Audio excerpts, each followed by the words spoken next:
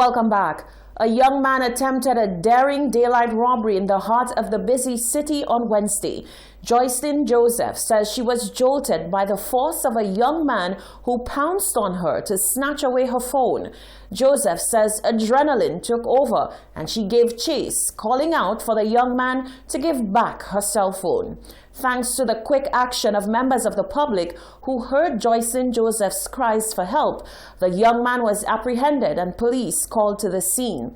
Joseph spoke to Hot 7 TV as police were hauling the young man off to the station. This is amateur video shot on a phone as I happened to be passing by amid the commotion. Well, I was just walking at the back of the Coral, Blue Coral.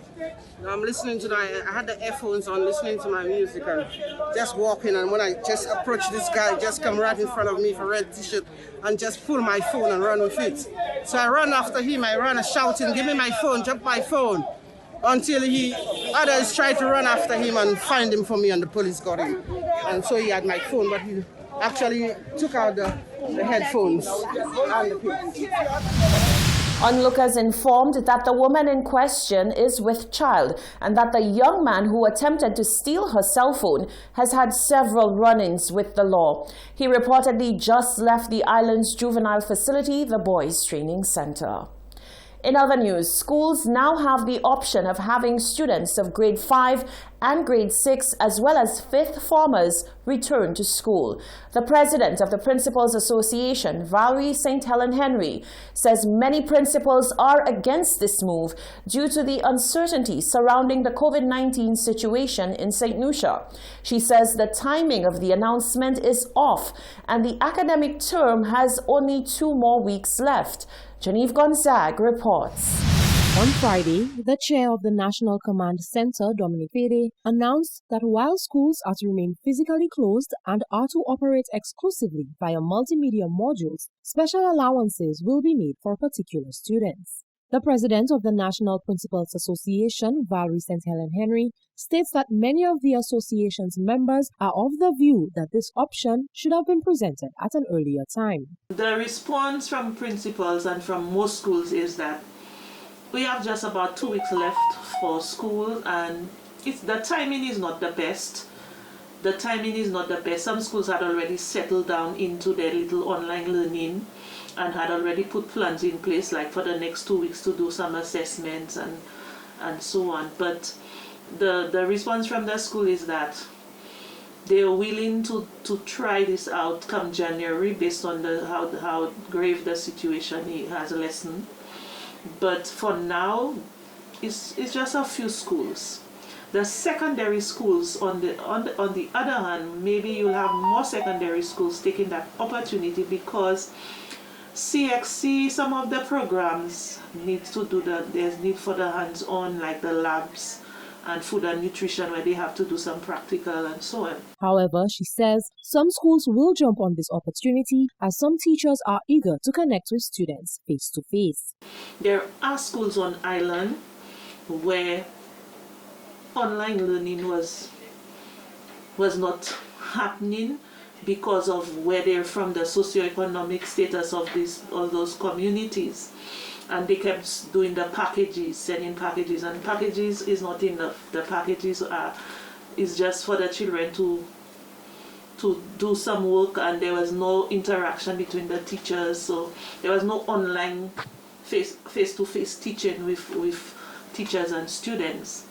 So there are schools who will take that opportunity to more or less bring in small groups to deal with the students who they did not have access to in the online learning. The schools that have agreed to take on this challenge will do so under strict guidelines. However, the larger schools will continue with online learning as reverting would involve a lot more planning. As for the future of education in St. Lucia, St. Helen Henry says there is still much uncertainty. I think there is need for all stakeholders in the education system to really sit down and have a plan. Well, plan A, plan B. As the plan B is in the event that we cannot return fully, the way forward, there are a number of things that needs to be in place. If we have to continue with the online learning, a lot needs to be reviewed.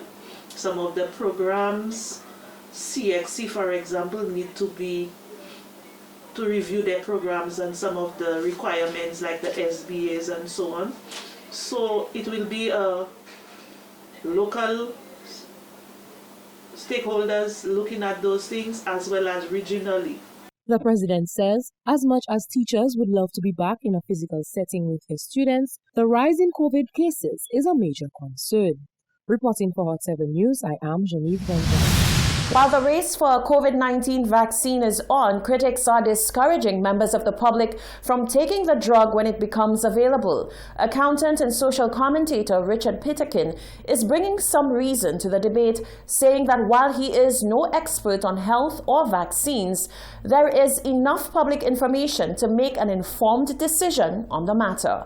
Nisha Charles reports. The race to secure a COVID-19 vaccine is speeding up, with a number of trials showing promising results.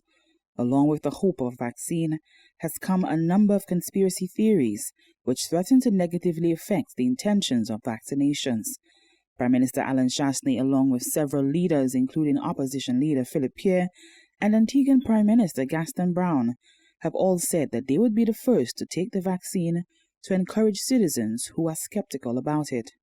Partner at Grant Thornton, Richard Peterkin, says citizens have ample information to make a decision about taking the vaccine. There are a lot of important companies, well funded by governments, that are doing a lot of research and trials, and so this is not a fly-by-night situation. And so don't fall for all these conspiracy theories you see and you read about on the internet that suggest that Bill Gates wants to inject something into your system to somehow take control of you. Or maybe the government wants to put a vaccine in your body so that you will vote for the UWP in the next election. But these are just, I always say trust, but verify. So just make sure, listen to the health announcements, read up on everything that you can. There's a lot of information out there. And then based on that, make your own decision. So far, 3 companies have announced reliable COVID-19 vaccines: Pfizer, Moderna, as well as the University of Oxford and AstraZeneca, who have also been conducting trials. Peterkin believes that more than likely the vaccine will not be compulsory unless perhaps one works in the healthcare sector or at a hotel. He also spoke on the potential cost of the vaccine. England has announced today that they are buying 40 million doses, and they are paying for it, and it's going to be free to the population. Now, they have money. We don't have as much. But when you look at it, even if we were to buy enough for 100% of our population, 180,000 people, you need 2 jabs, 360,000 doses. The price may be anywhere between 6 and 12 US. So you're not talking a tremendous amount. It's a lot of money, but it's not the kind of money that government just will never be able to afford. Plus, you get the feeling that the multilaterals, the World Bank, the IMF, others, are going to chip in. So at the end of the day, we are probably going to be able to vaccinate as many of our people as want it. Initially, it may only be 20%, but we need to make sure that 20%, which are the critical folks, get it. Biotechnology company Moderna said it will request emergency clearance from the Food and Drug Administration for its COVID-19 vaccines after new data confirms the vaccine is more than 94% effective in preventing COVID-19 and was safe. Moderna is the second drug maker to seek emergency use from the FDA after Pfizer. For the Hot 7 News, Nisha Charles reporting. The president of the St. Lucia Medical and Dental Association, Dr. Merle Clark, is cautioning St. Lucians to do all it takes to assist health officials to curb the spread of COVID-19 because the fate of all St. Lucians is tied together in the fight against the virus. She says any fallout for the country means fallout for its citizens. SLMDA President Dr. Merle Clark says being anti-tourism during this COVID-19 pandemic is not a position that is at all beneficial to the island. Speaking against the backdrop of a Level 3 travel advisory from the CDC for St. Lucia, she said she is baffled by the seeming jubilation of some who decry the country's reliance on tourism. An important factor which sometimes we don't like to hear is that we have to learn to coexist with COVID, and that includes the enactment and adherence to protocols. I think pretending that tourism does not make up 65% of our GDP and not knowing that perhaps on the part of some of our citizens is unfortunate. It is unfortunate that administration after administration has failed to adequately diversify our economy, but we are where we are at, and we're looking at an industry which makes up 65% of our gross domestic product. So vilifying it, again, does not do any of us any good. We have to continue to be able to live with COVID, to do it in a sustainable way, adherence to protocols, adopting best practices, and again, we will get through it. And it certainly is, I think, unfortunate when you get the idea that some people seem to be happy at the fact that, okay, St. Lucia has a level 3 rating, St. Lucia. We all have to live here and we all have to thrive. It is our desire that every single St. Lucian is able to live happily and to thrive on this 238 square mile rock, that this does not do any of us any good. This doesn't benefit any of us. So let's just all work together to make our country the safe, wonderful paradise that we know it can be.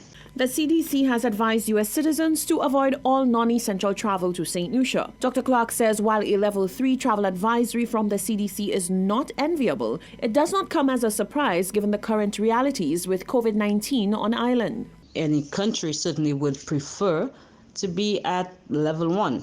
The reality is we are living through a global pandemic and those things still happen. For the longest while, we were at level 1. But we all have seen the spike in the number of cases of COVID-19 over the last month, since 2 months, in fact, since late October. It is a call certainly for us to tighten measures, that the policymakers certainly have to adapt and adopt best practice. And as I've said before, there are varying views on what best practice is. Of course, this has to be driven and led by science. She says the protection and well-being of St. Lucian citizens remains the top priority for health officials, but stresses the need for members of the public to follow protocols and do their part to get the virus under control. You're watching the Hot 7 TV Nightly News. Still to come, drivers call for the traffic lights to be turned off for now. The NCOPT says a cashless system is almost here. And the president of the Principals Association says forget the politics, students need devices. And so the education minister's promise of laptops is welcomed.